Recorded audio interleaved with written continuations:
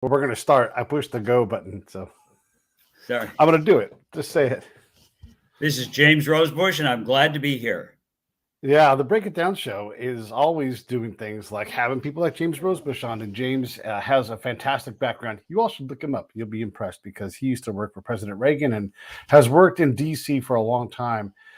We had your neighbor on. We had Robert Hunter on the show. We were talking about some of the current events war-wise because, as we all know, when the U.S. gets involved in war, we struggle to identify what the goal is. And we really struggle to reliably get to that goal. So I thought I would ask you, what are your thoughts on? I guess we'll start in Israel. What are your thoughts with Israel, Hamas, and the conflict there?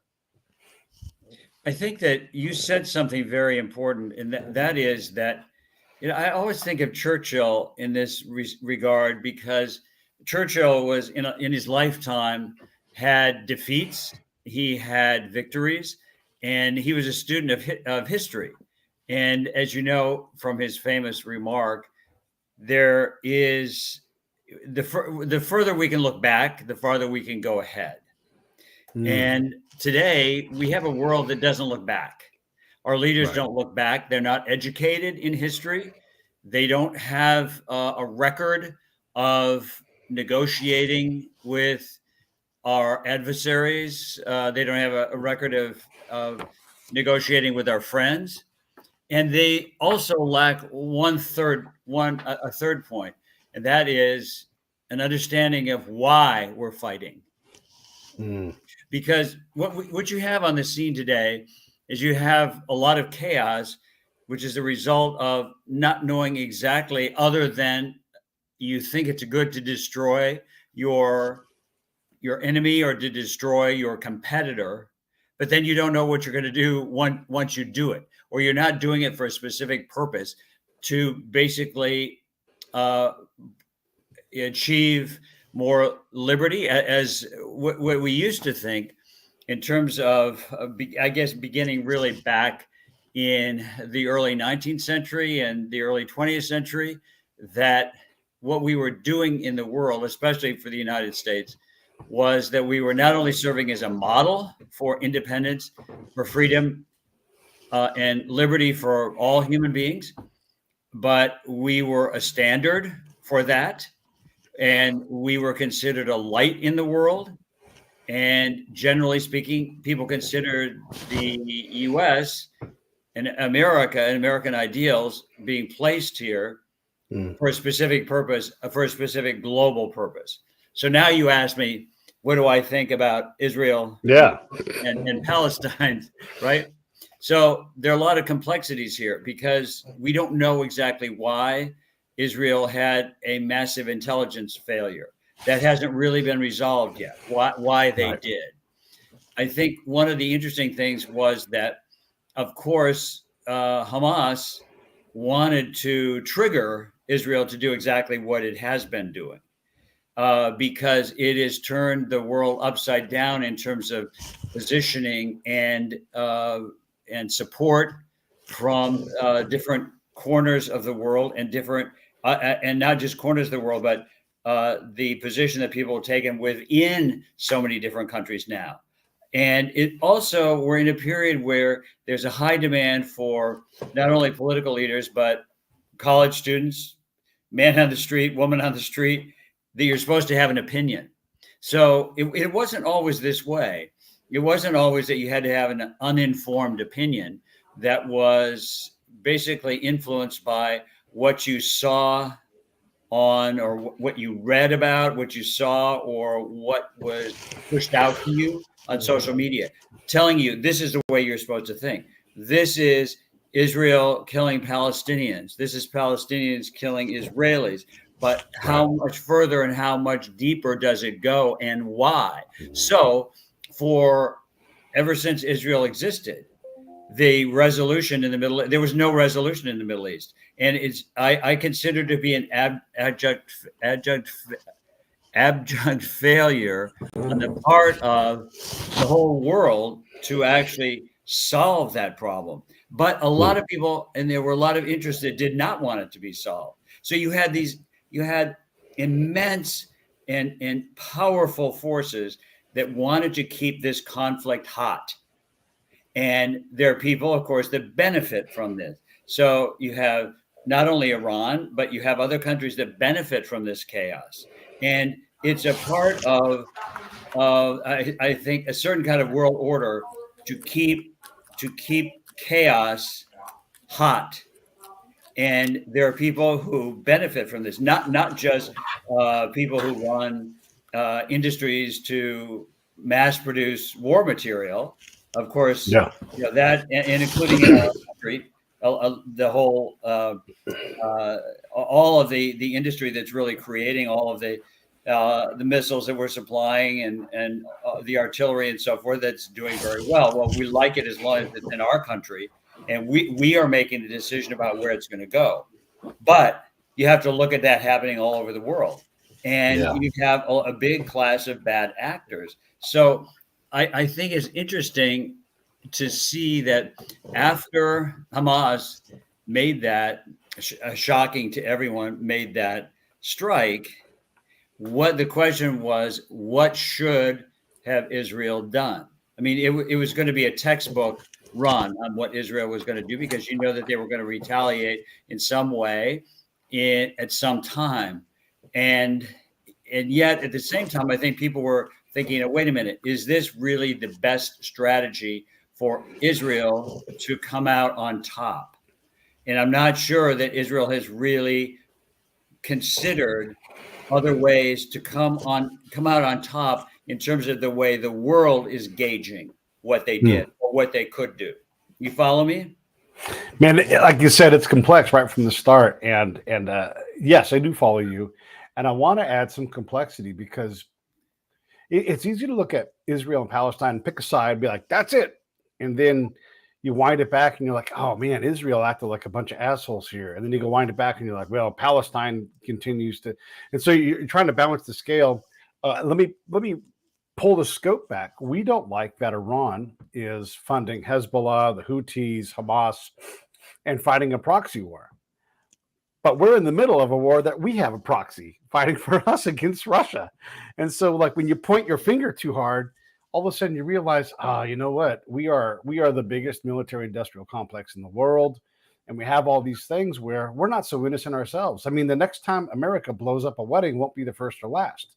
You know, we have our own marks. So when we look at this, how involved should we be? I mean, how we can't lay claim to having anywhere near a perfect record. We have to be as involved as we can to protect the American people. Okay. That's the answer to that. And does that involve being active abroad in all of these theaters? Yes, I would say so. Because if you look back at Reagan's, basically copying what Israel had, the dome strategy to as a deterrent and for protecting American people against the threats of Soviet rockets being fired, nuclear warheads being fired at the American people, and everyone gasped at Reagan's plan to do that in his strategy, although that had been proposed many times before Reagan brought it back up. I think it was absolutely a brilliant thing to do, but that was something that was tactical as well as strategic. So in the strategic part, it had an immediate impact on our relationship with the Soviet Union, and it had an impact on how they responded to it, right? So that was and also tactical, because it involved the creation of the ability to protect the American people from nuclear strikes. So that was sort of, in my viewpoint, an ideal way of not only defending your own people, but making a statement on the global stage that was powerful enough to keep our enemies at bay. Okay. And remember Reagan's statement also that the end result was always, we win, they lose. And he made that known widely around the world. And it sounds like a simple thing to say. And it was, of course, it was a quote from Lao Tzu, but he loved that. And it was it was something that was said with intentional purpose, and it found its perfect target because people heard it and it meant something to them, that the United States was never going to abandon its responsibility to not only to Americans, but to American ideals that were everywhere. So, this is both what we've seen in Israel with Hamas is both a long-term problem and a short-term problem, because, as I said, there are a lot of people that benefit from what seems like decades and decades and decades of chaos. Yep. They would like to see that continue because, in a way, the Syrian issue, the Iranian issue, all of those interests are benefited by the chaos because it basically shields them from being the target. But one of the biggest challenges, I think, when you talk about, isn't it America's failing as well, or isn't America complicit? Well, yes, but I think probably I would consider America being complicit in this, maybe in a different way than how you described it or you would have described it. And that is, we aid and abet our enemies over and over and over again. Oh boy, yes, we do. So, and this is for various purposes. I mean, it used to be because we would supply arms to them, but the whole relationship between the U.S. and Iran has been, in my viewpoint, a complete failure and incredibly hard to parse, because if we're supplying or we're even allowing Iran to do any research in the area of nuclear power, it is abandoning U.S. principles and abandoning the American people. So there are things like that. When you say, is this a result of American failure as well?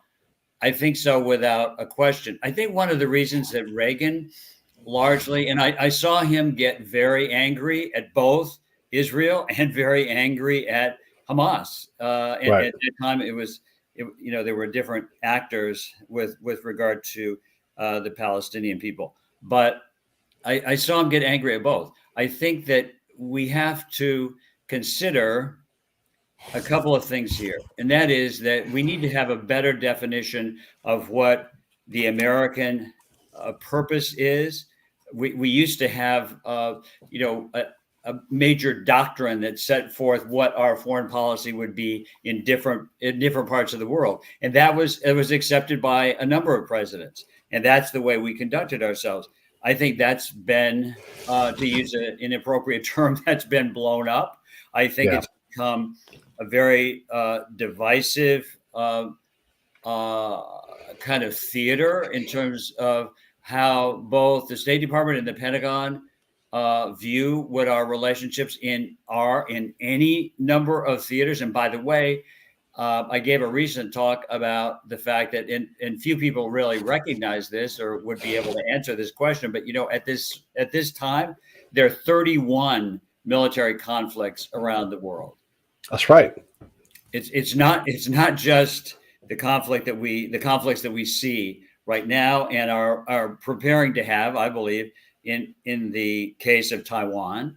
So are we standing up enough for the belief that Reagan supported, that America was put here for a broader purpose than just creating a country that is known for and built on personal freedoms, but has been put here to be the light of the rest of the world. And that's what Reagan said: when the light of American exceptionalism grows dim, the rest of the world goes into chaos. And that's exactly what we have now.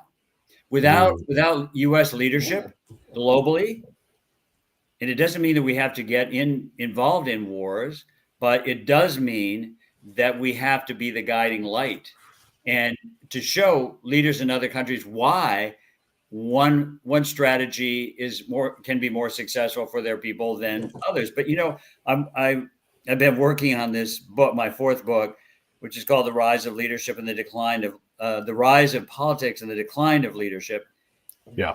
I have to tell you, Pete, it's a very difficult thing to do, to define great leadership today. Mm. When you think about it, you ask yourself, who do I see today, whether in running countries or companies? Who do I see today that I would turn to as an example of great leadership? Well, there obviously are great leaders in the world, but they're hard to find. They're hard to find. And I think that in part, it's because we've moved from the strategic to the tactical. And by moving to the tactical, things become much more political. They become much less idealistic. And I think we forget how important the contribution of the ideal is to our success. People need to have ideals and live by them and demonstrate them. And I think that's what, not just in the United States, but I think all over the world, I think there were people who had, whether they were good ideals or not, there were people that lived by ideals. Today, I think people who are leading countries do make a lot of decisions based on a tactical way of thinking. You know, what are we going to do next, basically, to keep, how am I going to keep my party in office? How am I going to stay in office? How am I going to, so it's all, that's what I mean by the rise of politics. And even this is in a broad sense, in how am I going to retain my position as chairman of a company? I mean, we just saw this last week with what happened. And I think with the AI company. OpenAI? Yeah, right. OpenAI. Yeah. I think that was really fascinating because you hire and you recruit, you hope, wise leaders to oversee the company as board of directors. But in this case, that might not have happened. And you had this kind of revolt. I think that is like a showpiece for what's going on in the world. There's not, you know, is there confidence in leadership? Well, what is leadership, and what is it comprised of, and what responsibilities does it have? And I think I have to tell you, I think just in the 2 years I've been working on this book, the whole concept of leadership has migrated. It's interesting because when you do look, you have the theoretic, you have the strategic, you have the political, and all these different realms to kind of master and think about. And right now we have not even contrarian. Some of the people in our country are anti-Aryans or whatever. Like they don't even want to like have the conversation. And so you find that Osama bin Laden's become in vogue again. And we're looking at people that, you know, these are people that wanted to tear down statues of Lincoln. You know, you're like, what are we doing? Like, we can't agree. If we can't agree that Lincoln was a pretty good dude, then where are we at? So we have someone like Benjamin Netanyahu, and I get that he's a political divisive figure because he goes one direction, and a lot of people disagree with that. But then you look at Israel's history. I mean, he's been the prime minister most of the last 30 years for Israel. I mean, there's been other prime ministers, but he is the guy that gets most of the credit for where they're at, and they're in a great place. They were stabilizing their region through business and innovation. I mean, no country, pound for pound, person for person, is innovating harder and faster than Israel. So, but we're not allowed to like that because he's been successful and he doesn't agree with a political thing. And so we'll pick Hamas over Netanyahu. And this kind of goes to your point of like, here we have someone who's a good leader. His method is working. You may not like it. You may not like his means and everything, but there he is. He's doing it. So maybe Pete, you're making the exact. You're telling it really the way it is, because what happens is when you're succeeding, and with the Benjamin Accords and relationships more, I think the relationships really in the Middle East that Israel was forging was a remarkable time. But it really was. Yeah. But think about it. It's just the same way with our country. There are so many evil forces that live on chaos. Do you think that everyone in the Middle East wanted Israel to forge productive relationships with other countries in the Middle East? No, No. I do not like that. So you have to watch. You have to watch not only and plan for the successes of your company or your country. You have to watch at and understand who's trying to destroy it, because it's a drumbeat every day and every night. There are forces within our country and outside that want to see it destroyed. Well, why would anyone want to destroy America? Because they want to gain power over us. They want to gain power and they want control. And in a lot of these, look what just happened in Argentina. Very, very interesting, right? After decades and decades and decades of incredible inflation, I had a client who was living in Argentina and he needed American dollars sent to him. Do you know what Argentina would do if I had to send him, I don't know, several $100,000 or something like this, and as a part of his inheritance. And he said, no, you can't do that. You can't do that. Don't send me American dollars. At this time, this is maybe 2 years ago. And he said, because the government automatically takes 75% of any money that's sent to someone in Argentina. Okay. So, what's going on there is the forces that are either ignorant or they are in a position where they want to create chaos within a government, in a country, or in a culture. And that is a strong, I think, intention on the part of a lot of people in our own country right now. It isn't, certainly there are people in history, you mentioned tearing down, Thomas Jefferson or, people who've been contributed to American culture. It isn't that they're perfect. They've made mistakes. There's no question about it. But can you point to anyone today that is taking a position or doing things for our country that's exactly perfect either? Well, no. They were at least striving, and they contributed to what became a very important and the most powerful country in the world, and a light for and a path for individual liberty by and for the millions and millions of immigrants who came to this country and continue to come in this country. Why do they want to be here? Because they think they can find freedom and prosperity. That's why they're here. Okay. So why is it that all these people continue to come here, and yet people in our own country are not satisfied with the degree of freedom that they think they have? So they want to tear it down. Well, that, I'm sure, comes from other elements that people that are in basically the category of wanting to control and to destroy and to create a chaotic environment rather than a productive one. Yeah. Okay, so let's go back to let's talk about something nice, right? If you can find it. It's there's all these topics are so big, right? And I'm fascinated, and right now I'm working on establishing this. I hate to call it a think tank, but we'll just call it a think tank, where we're trying to improve our abilities abroad in our foreign policy. One of the things that I've noticed that we do is we love to export our problems, and so we'll say, hey, whatever country it is.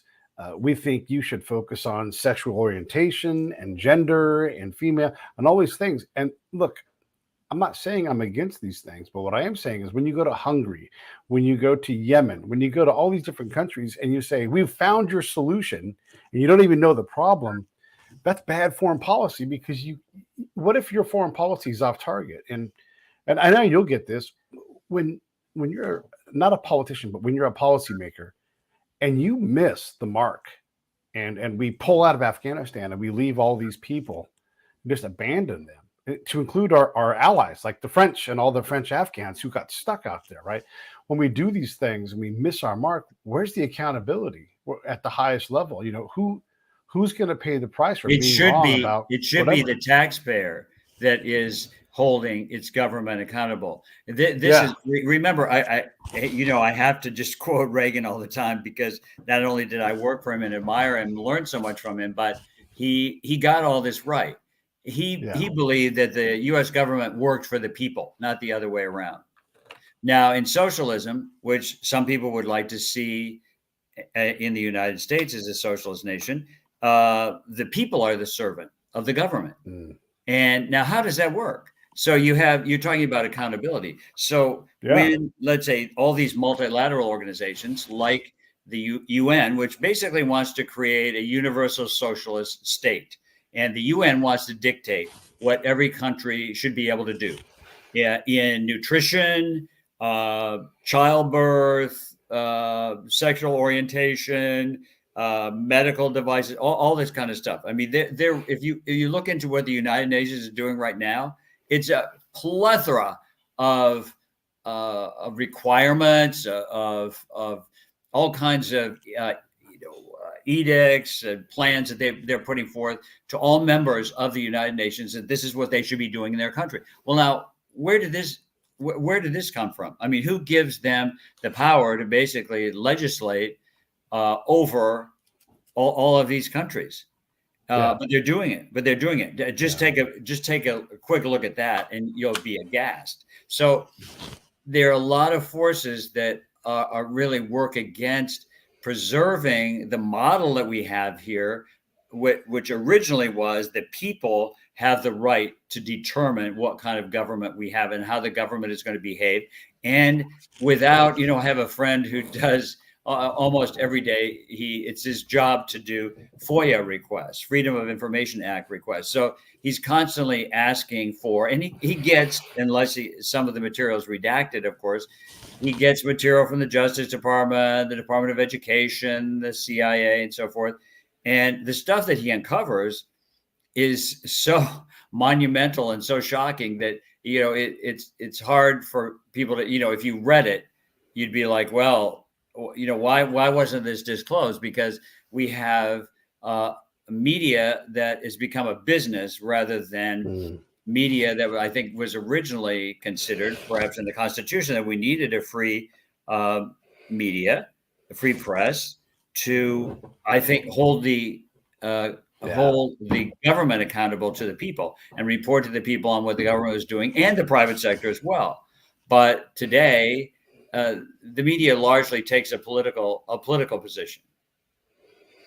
Yeah, that's not helpful for any of us to really see the full story. And now it's going to be even more difficult, because we can see not only the media, but other agencies of information using generative AI to basically instruct and inform, and to move policy, and to get politicians elected or not. So it's a complex situation, how the manipulation of information and misinformation can be used as a powerful tool. Again, for what? To control you. Do you want the government to control you? Is that the way you live? Okay. Do you want one of the things that I have to tell you, Pete, that really bothers me? It's a little peak that I have, that every time you'll see a president, it's not just Biden, but the president will say, well, I've asked, don't even ask the Congress usually, but we're giving, $60 billion, $40 billion, whatever it is, to support Ukraine. Well, where does that money come from? Yeah.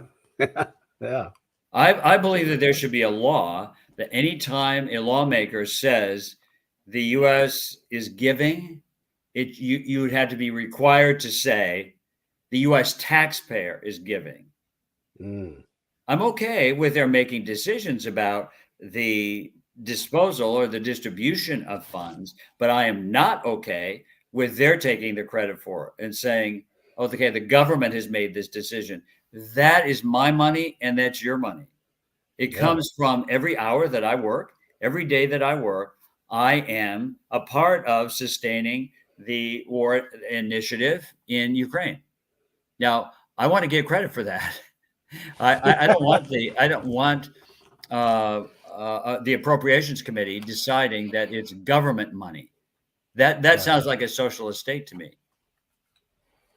And when that money isn't being spent well, I understand we can vote people out, and we should, but who is going to hold the bag? Look, Secretary Blinken has got a pretty bad record of getting stuff right. So, and we can pick whoever we want, but there's all kinds of folks who make big decisions, and when it doesn't land, what do we do? We seem to miss the mark quite a lot, and that's at the policy level. Now you have to apply it to the tactical level, and there's just no connection at all between where we're trying to go and what the folks on the ground, that lieutenant on the ground, who's got no earthly clue how to normalize relations between a fledgling government and a society. Like, that's not their job. Okay, so let me ask you this question. How do you do it? Yeah, go ahead. Why did Biden immediately jump on Air Force One and go over there and hug Bibi Netanyahu? Why do you think he did that? Because it briefs well. Because it's an election year. Okay. Well, it it backfired on him, right? So I think there again, I have to invoke Churchill. I have to say, you have to think about, and of course, this is what the National Security Council and several strategic commands are supposed to be doing. And I'm sure that they did this to a certain extent, but what if I do that? As president, what if I get on the plane and go over there today? What could be? I want to know the 5 or 6 different outcomes that could produce. Okay. Yeah. Was that a good thing for him to do?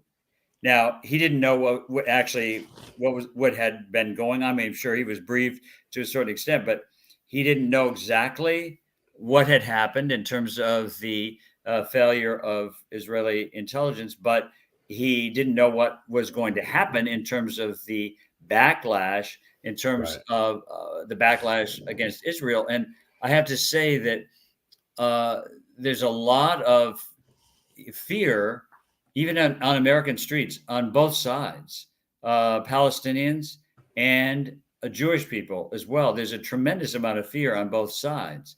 And I think the reaction that we've seen in the U.S. was caught the administration by surprise. Well, it shouldn't have caught them by surprise. They should have played this out. What if this happens? What if that is a part of leadership, is testing. Okay, if I take this initiative, if I show up and I'm representing the United States, what is the ramification going to be? If I conduct myself in the shutdown of our forces in Afghanistan the way I did, what is the impact going to be? Well, that was catastrophic. And I think it's so interesting because Biden's own political party for years, and I know a number of these people, and they're very well-meaning, they have spent a lot of their own time and a lot of philanthropic dollars and government money in Afghanistan trying to build schools for women, for girls to be able to go to school, for hospitals. Tremendous amount of, think of all the military material that was left, for example, in Afghanistan. My gosh. I mean, it is unthinkable what the money, again, the American taxpayer put into trying to turn Afghanistan into a place that was living according to modern human standards of allowing women to work and be educated and young girls to go to school and to protect themselves. Oh, that's a disgrace. It's a disgrace. Yeah. And it's something that didn't have to happen. But that is what went down. But again, I have to say, where's the leadership that says, what if we do it this way?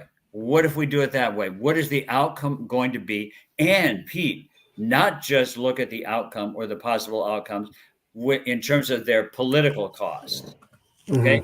That is something that is a fleeting. It's ephemeral. How can you know? Because politics can be one way one day, and another day, a poll can be just the opposite of what you see a poll of especially what we see in our economy right now. So I think I think this is one of the. It's great to talk to you. I'm sorry, I'm doing all the talking here. I want to hear you No, talk. that's why I want you here. I want, No, I want to hear from I you. think that this whole concept of leadership, and I hope your audience will kind of send in some more ideas for me for this book I'm working on. I'd love to hear from them.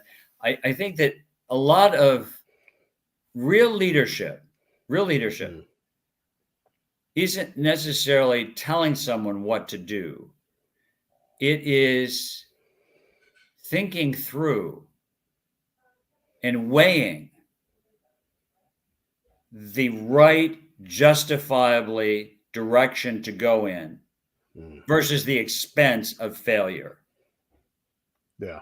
This, Yeah. I think, is not present today in all levels of what we might call the people who at least are in control of our institutions and are in control of, I had a conversation with someone today who was telling me, and I happened to be in LA, so I was having a conversation with someone high up in the entertainment industry, and he was saying that within X number of years, and he gave the number of years, but colleges and universities are going to be abandoned because number one, they are way out of proportion in terms of what you have to pay to go into one and get a degree. And secondly, Right. are they really relevant to the kind of thinking that you need to have? And of course, I've been predicting this for a long time. And of course, this is going to happen because universities are living in this position of, again, control. But are they really thinking through, well, this could happen? A true leader says, here are the options.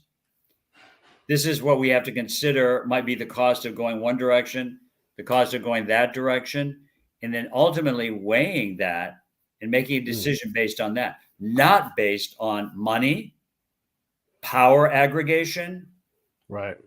political considerations. And when I say political, I'm talking about broadly. I'm not talking about political parties. I'm talking about people that are running institutions or have responsibility that want to maintain their position. They want to maintain their position. How are they going to do it? They think they're going to maintain their position by,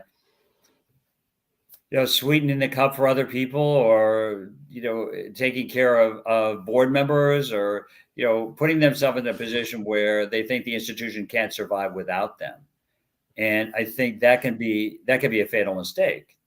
Yeah. So maybe, as we're talking about leadership, maybe this is one of the most important ingredients, that you have the ability to stop and to judge by looking at what could happen by going this direction, what could happen by going this direction. And if you find a failure there, the leader's responsibility is to stop that from happening.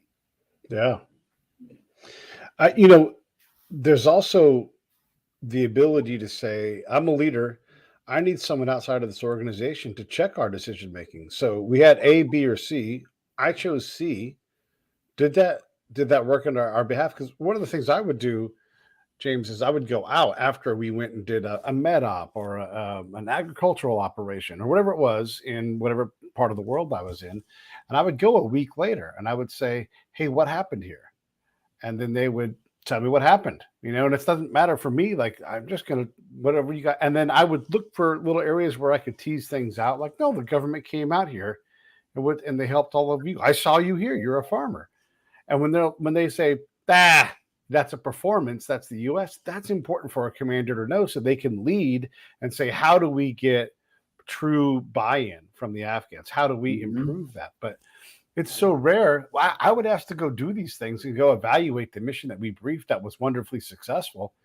And almost inevitably, I came back with a completely different reality that nobody liked because it smacked them in the face that, hey, we screwed that up. And so that ability to say, I need people outside my organization who can go out and evaluate how we're doing at the ground level. Are these decisions the right ones, or do we need to adjust in some way and take the politics out of it? Like, if the Democrat way is the way to go in this area, then okay, fine. Don't be bound up by your ideology, by your party, whatever. But I don't know that we have the courage to do that because those kind of leaders, they're not commonly promoted. At No, least not anymore. no, and people don't accept the fact that decisions have consequences. Yeah. They want everything to be a soft landing, at least for them, right? Yeah. So they're not willing to really stand up to, I think, values and principle. And I think Okay. that America is the one country. Most countries are basically there because they were originally owned by a royal family. They were, it has to do with geographics and how at any particular time throughout history, geographical boundaries were set, wars were processed, and boundaries changed. But it was all about boundaries and land. The United States was built on ideals, and it's shared in that respect by a handful of other countries as well. But because we're formed, our basic form of government is an idealistic one, and freedom is an idealistic form of thinking. And it's something that has to be fed and sustained. Reagan again said that we're only ever one generation away from losing our individual freedoms, because there's always a desire in terms of the collectivist society to do things as a community, do things as an organization, do things as a political party. And also because of this encroaching approach to leadership, which is more control than leading. When you're really leading people, you're leading people into and with the ability to do things on their own, to exercise their own talents, their own freedom to act. That's really what you're doing as a leader in a democratic organization.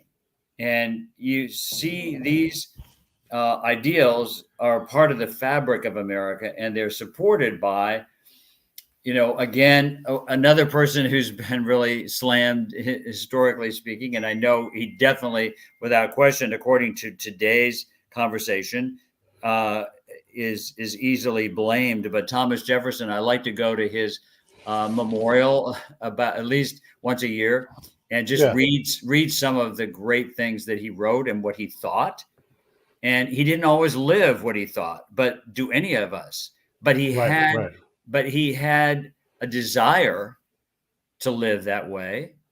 And I think even the desire to live that way and to accept the principles of, I swear on the altar of God eternal hostility against anything that would restrict, basically, how the end of it goes, to restrict individual freedoms. Now, that's a pretty powerful statement. He was working not just in his own behalf, in his own interests, but these people served their country. Did they have flaws? Yes, they had flaws. Do people have flaws today? Yes, no question.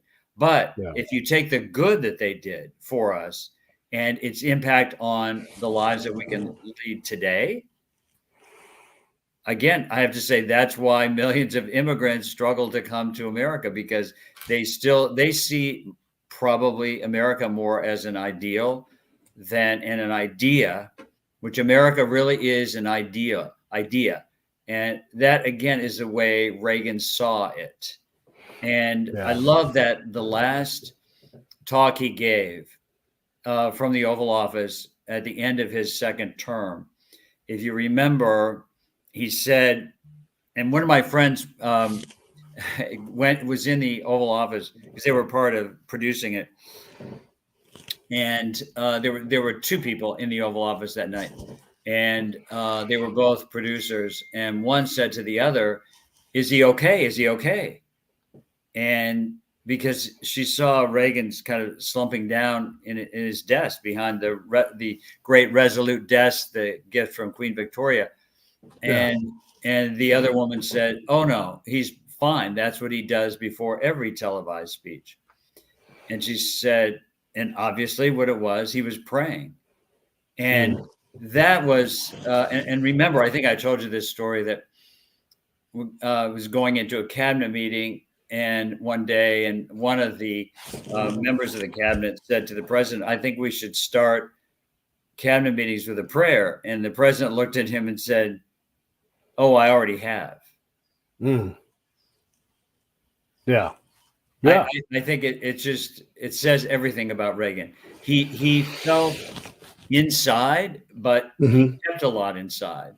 But he felt, and again, going back to the night, the last speech he gave from the Oval Office, he said, "I've spoken a lot about the shining city on a hill," which was the way that it was America was described in its earliest days, uh, before it was really it had much of a structure for it. And he said, "I don't think I've ever explained what I saw when I said that." But if you follow that, look up that speech. Yeah. Reagan was very liberal in a certain way, not politically speaking, but he was very liberal in what he saw as America's ideal serving the American people. He said that, for example, if there were walls, they had to be open to anyone who sought freedom. Mm. If there were, it was a part of being the idealistic view of what America really stood for. Does it always stand up to those ideals? Perhaps No. no, but at least Right. we have them. And without them, we're completely without promise. This I love this conversation, and you're reminding me. I interviewed Rich Little the other day, and Yeah, he is someone else who consistently talks about the greatness of Ronald Reagan, obviously from his point of view, and it's more about the the wisdom and the brilliance that he put together, and the jokes and letters those guys exchanged. But it's interesting where we can disregard Reagan as a leader because he was just an old white guy or whatever it is, but but there's all kinds of people who worked with him that have the same kind of experience that you guys have had, where it's changed how they've seen life. And he is very Churchillian in that, where you can quote him and take the things that he said and said, yeah, that still makes sense, even though he's been not been president for it'll be 40 years here pretty quick. but Pete, I have to tell you something. Yeah. I get I could just be walking down the street or walking to a grocery store or something. And if someone learns that I worked in the White House for Ronald Reagan, Yeah. they come, they weren't even born yet. They come over to me and they say, "Could you just talk to me about Ronald Reagan?" Yeah. Yeah. They've heard that, and they've heard about the Reagan years, and they want to know more. Now, of course, that's Right. not everyone, no question. Right. Not everyone wants to hear about Reagan, but I find it to be really interesting that Mm. there is such a hunger to learn again how and they I also have to tell you, I run into so many people who've named their children Reagan. They're, Really? oh yes, I see that so much. Why did you name your it's a really thrilling thing for me to see that obviously they were honoring their child and their country and Reagan because they loved what Yeah. he did for our country and for the world. Very interesting. I run into this all the time. Again, this is not everyone, but it Right. is a lot. I get it a lot. Just talk to me about what Reagan was really like. And it has a lot to do, obviously, with how I feel about America. But I think that we need we need to, as a people, we need to think deeply about why America was put here and Yeah.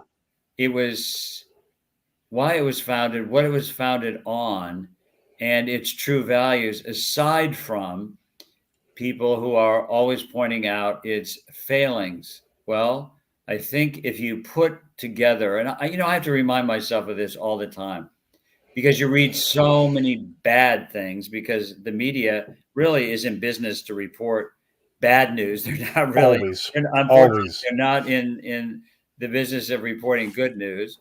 They think people don't want to hear it. But you have to remind yourself all the time that for every bad thing that has happened, whether it's these awful, awful, awful things that happen in communities, and where people are hurt, or things are going on that where people are trying to control quality and character of children. You see that at the same time, these terrifying stories, you read these terrifying stories, a million times more at that very moment, good was going on. People were helping each other. They were taking each other to the hospital. They were cooking meals for each other. They were taking care of each other's children. They were good teachers. They were, good parents. Yeah. Yeah. So you have to remind yourself that, and America is the biggest philanthropy field. I mean, there's so much money that's invested in good causes to improve our society. So I have to remind myself all the time, because you read stuff that is very demoralizing and very discouraging. But at the same time, there's a tremendous amount more good going on than bad. Yeah. And this is such a great point. And the news, they make money reporting all this terrible stuff. You never can name who the Nobel Prize winners are because they don't ever cover those people. Or like, there's no news story that said last night Pete, Jason, and Todd got together because they're lifelong friends, and whenever they do, they laugh and they had a great time. Next report, like they never say that, and so it's always this stuff where so and so was shot, and you're like, I don't even know who that person is, and why would they get, and it's just violence and anger. I frankly, I don't watch the news because of that. I know you're short on time, so I don't want to take any more of it. Is there anything that you want to say in closing? I think I've said my closing already. I think that, again, I am searching for leaders. I'm searching for leadership.